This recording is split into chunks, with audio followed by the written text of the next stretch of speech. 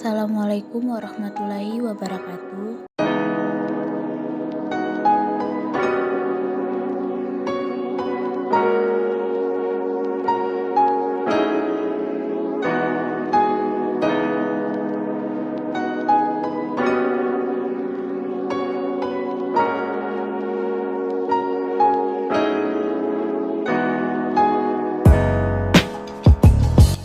Pada video kali ini kami akan membahas tentang geometri Euclides. Yuk simak video berikut ini. Jawablah pertanyaan-pertanyaan berikut ini dengan tepat. Nomor 1. Menurut Euclides, apakah bedanya postulat dengan aksioma? 2. Postulat mana dari Euclides yang menyebabkan munculnya geometri non-Euclides? 3. Sebutkan aksioma Playfair yang ekuivalen dengan postulat pada soal nomor 2 di atas. 4. Sebutkan salah satu kelemahan dalam definisi Euclides. 5. Sebutkan tokoh-tokoh yang berusaha menjadikan atau membuktikan bahwa postulat kelima Euclides merupakan sebuah teorema. 6. Mengapa dalil dalam geometri Euclides yang berbunyi pada suatu ruas garis dapat dilukis suatu segitiga sama sisi dipandang sebagai suatu kelemahan dalam geometri Euclides? 7. Mengapa ruang Euclides atau geometri Euclides mudah diterima menurut pengamatan awam atau umum?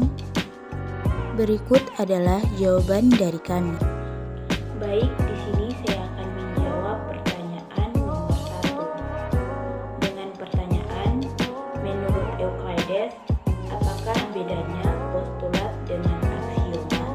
Jawabannya yaitu, menurut Euclides mengatakan bahwa aksioma adalah segala hal yang berhubungan dengan akal sehat dan logika, sedangkan postulat adalah segala asumsi yang berkaitan dengan geometri. Dalam hal ini, postulat dan aksioma adalah dua hal yang sama. Selanjutnya saya akan menjawab soal nomor 4 dengan pertanyaan, sebutkan salah satu kelemahan dalam buku Euclides.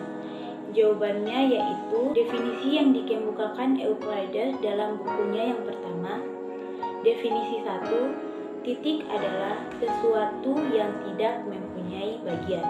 Definisi 2, garis ialah panjang tanpa lebar permasalahannya.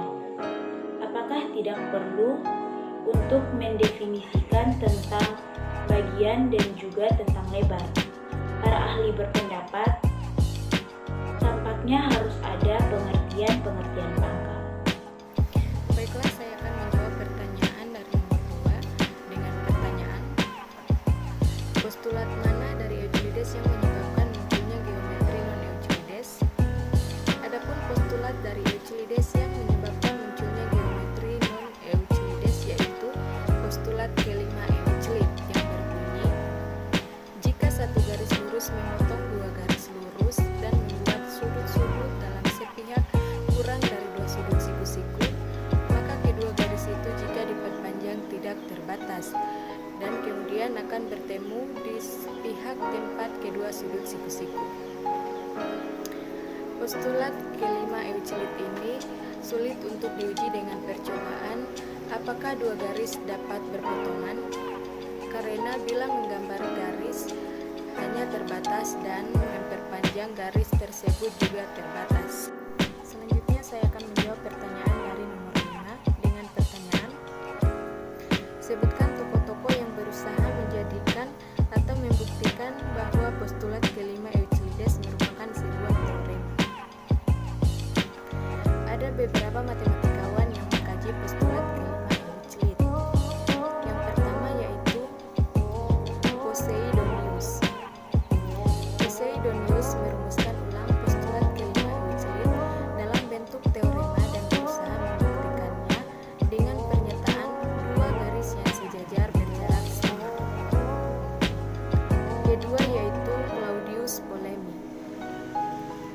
Claudius Ptolemy merumuskan ulang postulat kelima Euclid dengan pernyataan apabila dua garis sejajar dipotong oleh dua garis transversal, maka jumlah sudut dalam pada satu sisi akan sama dengan jumlah sudut dalam pada sisi lainnya.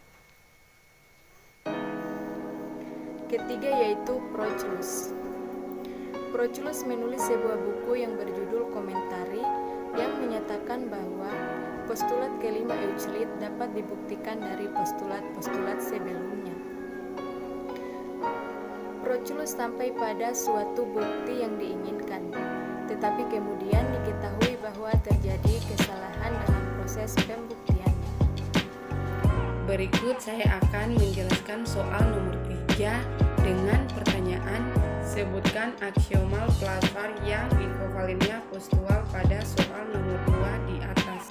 Jawabannya ekuivalen postual Euclidean dan plasvar postual Euclidean.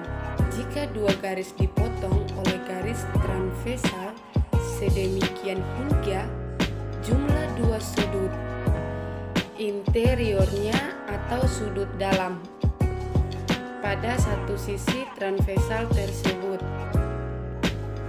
postual plasvar hanya ada satu garis tersebut. Mengasumsikan postual sejajar Euclid, kita deduksikan postual sejajar diberikan garis satu dan titik P bukan pada satu. 2. Akan ada garis melalui P sejajar 1. Corollary misalnya M. 3 dari P ditarik garis tengah lurus 1 dengan kaki Q. 4. Lukis garis N melalui P. N tidak sama dengan M.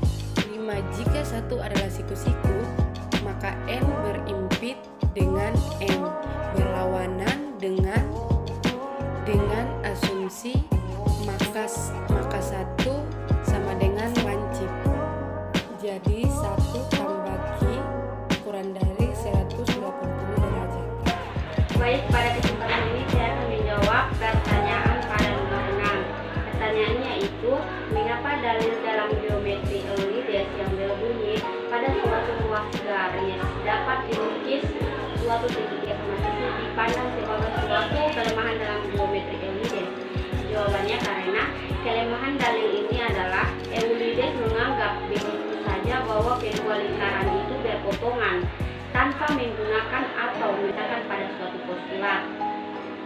Matematikawan berpendapat bahwa untuk mendapatkan titik potong ini masih diperlukan pertolongan prinsip kekontinuan.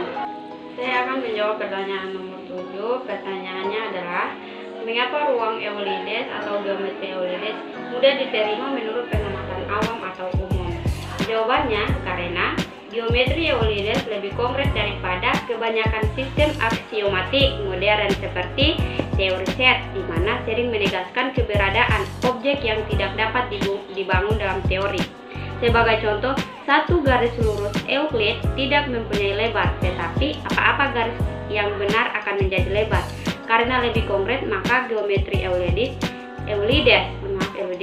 mudah diterima menurut pengamatan awam. Itulah tadi jawaban dari kami, lebih dan kurangnya mohon dimaafkan. Wassalamualaikum warahmatullahi wabarakatuh.